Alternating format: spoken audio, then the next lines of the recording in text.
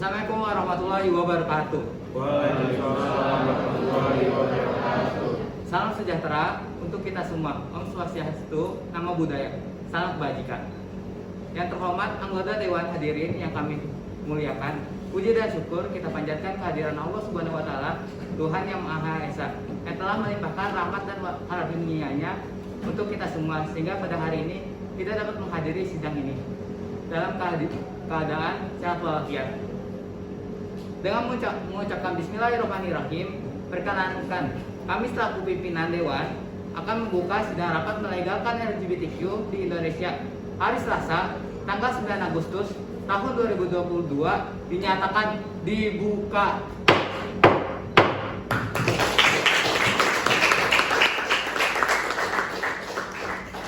Pada sidang kali ini terdapat 5 fraksi, yaitu fraksi pertama Partai Tiga Jari, fraksi kedua Partai Perisai Pelangi, fraksi ketiga Pelajar Pejuang Kebebasan, dan fraksi keempat Partai Sejahtera, fraksi kelima Partai Barisan Nasional Bela Keadilan Sosial. Agenda sidang RUU pelegalan LGBTQ di Indonesia. Yang pertama, pembukaan. Yang kedua, pembacaan agenda sidang. Yang ketiga, pendapat masing-masing fraksi. Yang keempat, pandangan pimpinan sidang. Yang kelima, sesi diskusi. Yang keenam, penyampaian rekomendasi. Yang ketujuh, pengambilan keputusan. Dan yang kedelapan adalah penutupan sidang. Untuk agenda selanjutnya kita akan mendengar pendapat masing-masing setiap fraksi. Dimulai dari fraksi 1.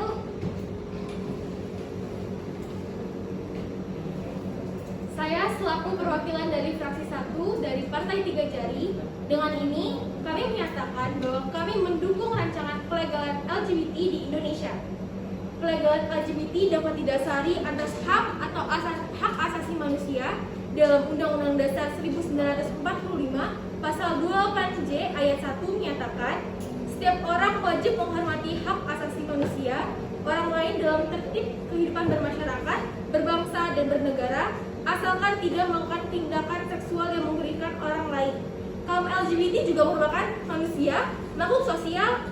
Masa sepanjang hidup mereka harus menderita hanya karena sesuatu yang di luar kendali mereka. Terlepas dari pilihan yang mereka pilih, selagi mereka juga tidak merugikan pihak manapun. Mengapa pemerintah tidak melegalkan LGBT di Indonesia? Karena jika pemerintah tidak melegalkan LGBT di Indonesia, maka pemerintah sama saja membuka jalan untuk kaum LGBT semakin didiskriminasi. Terima kasih. Lanjut untuk Partai Perisai Pelangi, dipersilakan untuk menyatakan pendapatnya. Selamat siang. Saya perwakilan dari Partai Perisai Pelangi. Di sini saya akan menyampaikan pendapat dari kelompok kami.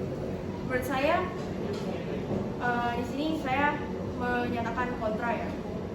Mengapa sih LGBTQ+ tidak perlu disahkan di Indonesia? Karena menurut agama, mengetahui Indonesia adalah negara bermayoritas Muslim dengan beberapa agama lainnya sama-sama bertentangan dengan konsep LGBTQ+, di mana di beberapa agama tidak perlu ditekankan atau tidak diperdulikan atau tidak ditekankan.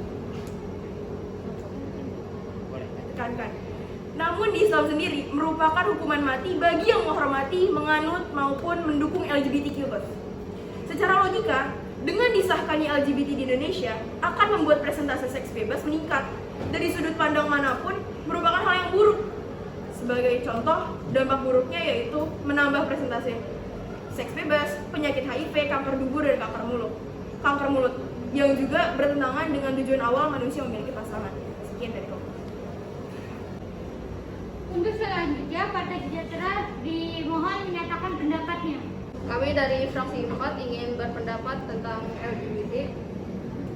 Sama seperti semua orang, LGBT punya hak asasi manusia yang setara dan non-diskriminatif yang harus dihormati dan dilindungi.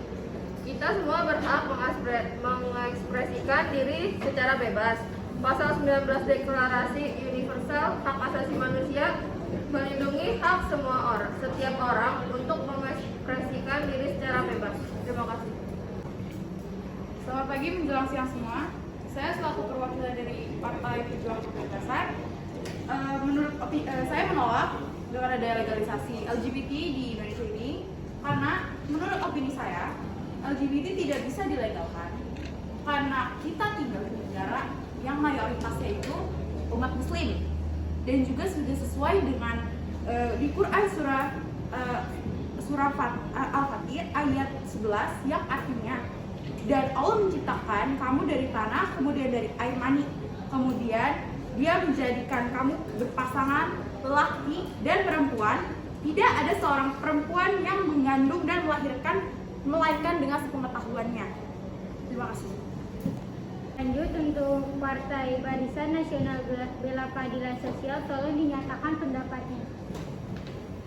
Saya perwakilan dari Partai Barisan Nasional Bela Keadilan Sosial menyetujui dengan adanya rancangan undang-undangan LGBTQ di Indonesia. Karena menurut Undang-Undang Republik Indonesia Nomor 39 Tahun 1999 tentang hak asasi manusia secara lebih dalam mengatur mengenai kebebasan berekspresi tersebut. Dalam pasal 22 ayat 3 undang-undang itu menyebutkan setiap orang bebas mempunyai, mengeluarkan dan menyebarluaskan pendapat sesuai hati nuraninya secara lisan atau tulisan melalui media cetak maupun media cetak elektronik dengan memperlihatkan nilai-nilai agama, kesusilaan, ketertiban dan kepentingan umum serta kebutuhan agama.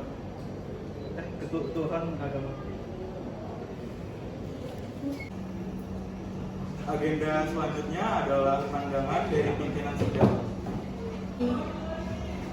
Kami selaku pimpinan sidang ingin memberikan pandangan kita terhadap LGBTQ di Indonesia. Menurut kami bertiga, LGBT tidak dapat dilegalisasikan di Indonesia karena LGBT dilarang di agama Islam atau agama yang mayoritas dianut oleh penduduk Indonesia. Dan LGBT sendiri juga membawa banyak dampak negatif bagi masyarakat Indonesia. Ya, agenda selanjutnya adalah sesi diskusi. Diminta untuk fraksi 1 Partai 3 Jari untuk memberikan pendapatnya. Kepada fraksi lain yang ingin menimbangkan, dipersilakan. Baik, terima kasih pimpinan sidang. Saya akan mengomentari terhadap pendapat dari fraksi 2 dan fraksi 3 mengenai agama. Yang kita ketahui bahwa di Indonesia memiliki 6 agama. Jika Anda bilang bahwa mayoritas agama Muslim, bagaimana suara agama lain atau masyarakat yang bahkan tidak mempunyai agama? Apakah mereka tidak boleh menunjukkan bahwa mereka adalah kaum LGBT? Jika Anda mendengar kaum minoritas, sama saja Anda melakukan diskriminasi terhadap kaum yang tidak mempunyai agama dan juga terhadap kaum LGBT sendiri. Lagi pula, ada kok agama yang tidak melarang LGBT, seperti agama Buddha yang terdapat di kitabnya tidak terdapat bahwa LGBT dilarang. Sekian, terima kasih. Bagaimana pendapat Partai Trisha Pelangi? Dipersilakan untuk menyampaikan pendapatnya. Instruksinya saya akan berkomentar kepada fraksi pertama. Seperti yang fraksi pertama katakan, ada banyak agama lain selain Islam di Indonesia. Tapi dengan Islam sebagai mayoritasnya, bagaimana cara mengatasi permasalahan yang akan ditimbulkan karena mayoritas suaranya tidak terlalu dikuatkan dengan agama-agama lainnya dan juga agar dia terpecah belah satu sama lain. Terima kasih.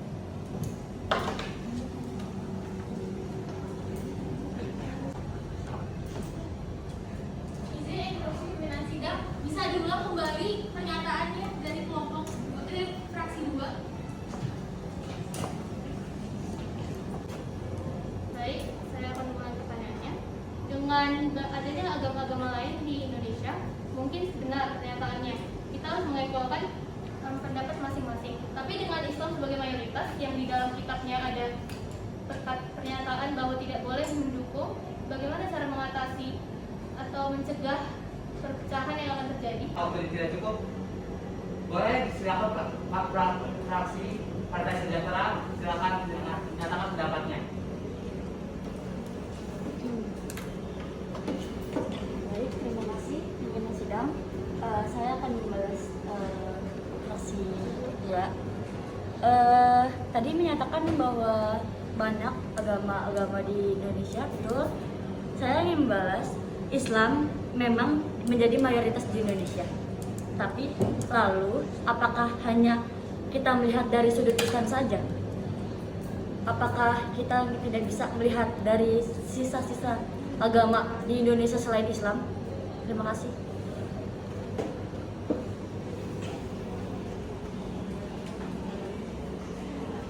Ada yang ingin menambahkan atau ada yang ingin membantahnya?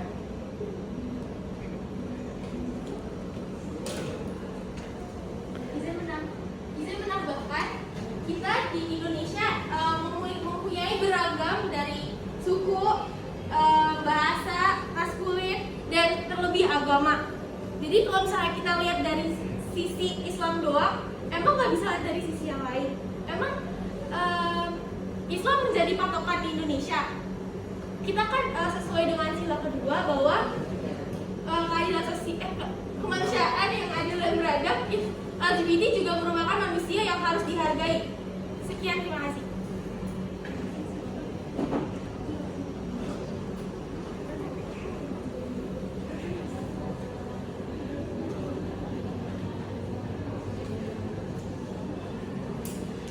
Fraksi 3 boleh menjawab pendapatnya.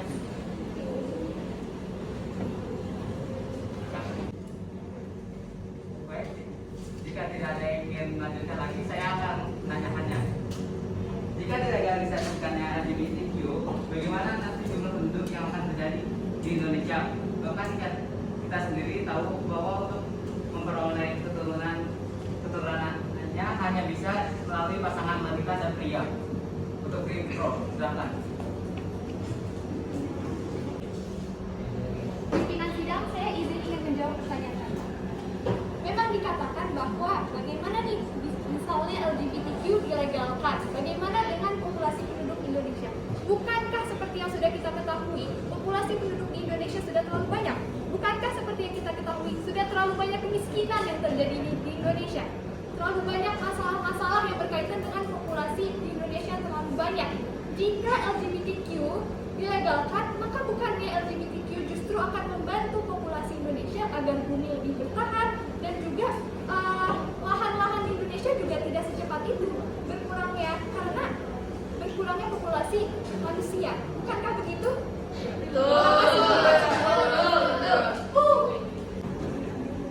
Baik, terima kasih atas jawabannya.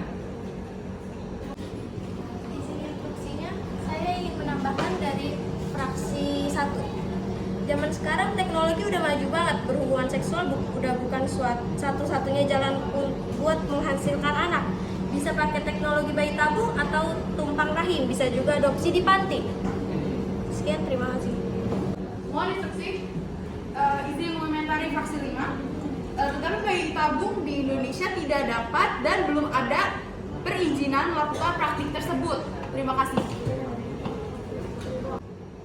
Izin menambahkan, mohon instruksinya ke pimpinan sidang. Menurut agama, dalam hukum Islam, jika sewa rahim menggunakan sperma yang berasal dari laki-laki lain, baik diketahui maupun tidak, maka ini diharamkan. Begitu pula jika sel telur berasal dari wanita lain atau sel telur milik sang istri, tapi rahimnya milik wanita lain, maka ini pun jadi diperbolehkan. Dan menurut logika, apakah semua orang harus membiasakan diri dengan sistem seperti itu yang tidak pernah dipandang normal di masyarakat? Terima kasih. Izin membalas. Jika Anda bilang dalam Islam, kan sudah saya bilang bahwa di Indonesia mempunyai 6 agama. Gimana dengan sisa 5 agama lainnya? Selagi mereka mempunyai uang, kenapa mereka nggak bisa? Sekian, terima kasih. Izin menambahkan. Ya, silakan. Tadi kan saya juga bilang, setelah hukum Islam, di bawahnya saya juga menambahkan bahwa menurut logika, jadi nggak hanya tentang agama dong. Dan jika kalian membahas tentang adopsi anak, di Indonesia itu, pasangan sesama jenis tidak memenuhi syarat untuk mengadopsi anak. Pasangan sah yang terdiri dari suami dan istri sajalah yang dapat mengadopsi seorang anak. Terima kasih. Izin membalas. Silakan. jika kalau misalnya dibilang adopsi hanya bisa suami dan istri, kalau misalnya LGBT dilegalkan, otomatis nanti adopsi bisa secara sama jenis, bisa suami dan suami, cowok dan cowok. Kalau misalnya dilegalkan, itu bakal boleh dan bisa. Jadi kita harus legalkan biar bisa mengadopsi anak. Tuh, sekian, terima kasih. Mohon instruksi, izin mengomentari fraksi 1.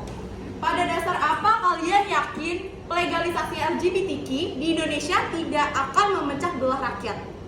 Kita hidup di zaman modern, di mana kita dapat mensuarakan pendapat kita di media sosial. Dan mereka yang setuju dan tidak setuju sudah mensuarakan pendapat mereka di media sosial, dan sudah banyak yang saling merendahkan derajat satu sama lain, di mana pembicaraan seperti legasinya dapat menimbulkan pertengkaran di media sosial. Bagaimana cara mengatasinya? Terima kasih. Silakan. Saya ingin menambahkan fraksi 1 dan juga fraksi 2 tentang LGBT tidak boleh memang menyendiri daya tabung. Oh ya, lalu bagaimana dengan pasangan perempuan dan laki-laki yang belum sah dalam pernikahan tapi yang berdua nikah?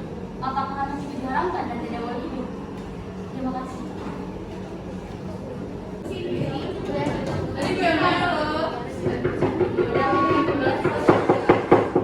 Tenang ya. Lanjutkan. Izin sih, kalau ada kesalahan kata, setelah ini menambahkan fraksi 1 dan membahas fraksi 3, kita ingin menanyakan ulang tentang pembicaraan yang katanya LGBT tidak boleh memiliki bayi tabung dan diharamkan anaknya. Lalu bagaimana dengan pasangan suami istri yang hamil di luar nikah? Apakah anak itu tidak boleh hidup? Apakah diharamkan begitu? Silahkan menjawab. Terima kasih.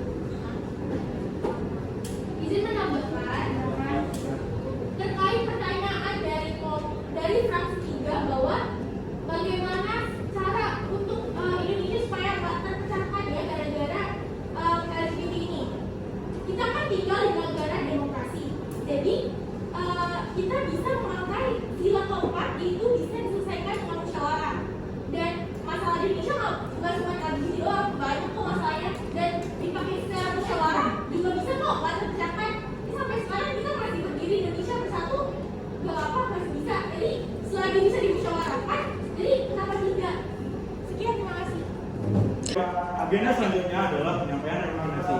Kami dari selaku pimpinan sidang akan menyampaikan rekomendasi, yaitu jika RUU LGBT dilegalisasikan, maka undang-undang tersebut akan berlaku di Indonesia, namun tidak berlaku untuk daerah yang menganut syariat Islam seperti Aceh. Bagaimana para fraksi, apakah setuju? Dimulai dari fraksi pertama, apakah setuju? Saya selaku perwakilan dari fraksi pertama menyetujui pernyataan dari pimpinan hakim. Terima kasih. Selamat fraksi 2, apakah setuju?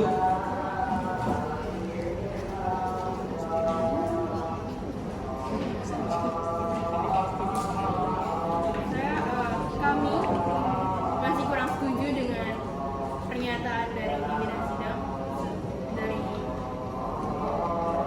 semua yang sudah kita cari. Bagaimana fraksi kita? Kami kurang setuju karena kami belum menemukan solusi yang pasti untuk LGBT ini. Selanjutnya ada fraksi 4. Kami dari fraksi 4 menyetujui pertanyaan ini.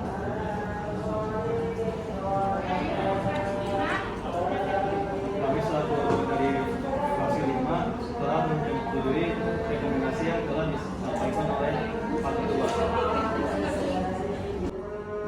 Terima kasih atas suaranya dari masing-masing fraksi.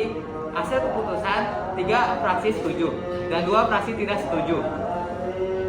Maka RUU LGBTQ disahkan dengan syarat pelegalan tersebut tidak berlaku di daerah yang menganut hukum syariat Islam.